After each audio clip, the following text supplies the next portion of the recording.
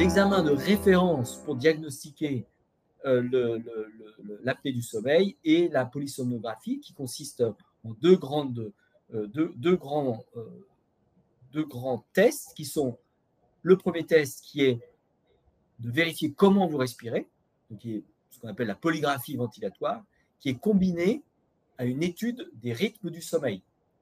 Donc ça permet d'avoir à la fois les phases du sommeil en même temps que la respiration, ce qui permet de voir en particulier quand les apnées, c'est-à-dire quand vous arrêtez de respirer, soit ça va faire baisser votre oxygène dans le sang, soit ça va provoquer des micro-réveils qui peuvent fragmenter votre sommeil et le rendre évidemment beaucoup moins efficace.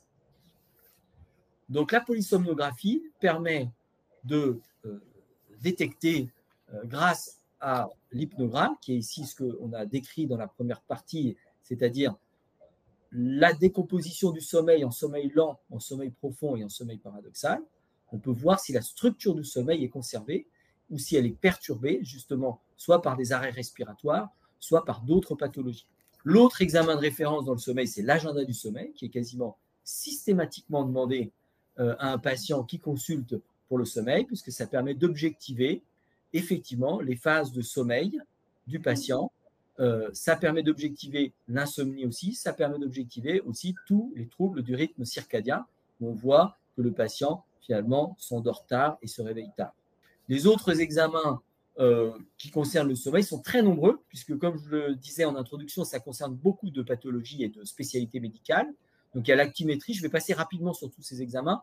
Il y a l'actimétrie qui permet de voir sur plusieurs jours le comportement d'un patient. Il y a l'analyse sanguine qui permet de vérifier un certain nombre de carences, et en particulier de carences en fer qui peuvent entraîner des syndromes des jambes sans repos. La polygraphie ventilatoire dont j'ai parlé. Et les TIL et les TME, je passe rapidement. Les TIL sont des tests itératifs de latence d'endormissement qui permettent d'objectiver une latence d'endormissement trop courte dans les pathologies d'hypersomnolence type narcolepsie ou hypersomnolence idiopathique. Et les TME, c'est plutôt des tests médico-légaux qui permettent de vérifier la capacité d'un individu à rester éveillé la journée et qui servent en particulier dans les circonstances de permis de conduire ou dans certaines professions. Ensuite, comme le sommeil a un certain nombre de conséquences directes sur d'autres fonctionnements du corps, on peut être amené à faire des IRM cérébrales, des échographies cardiaques, des ponctions lombaires, des bilans génétiques ou des bilans endocrinologiques.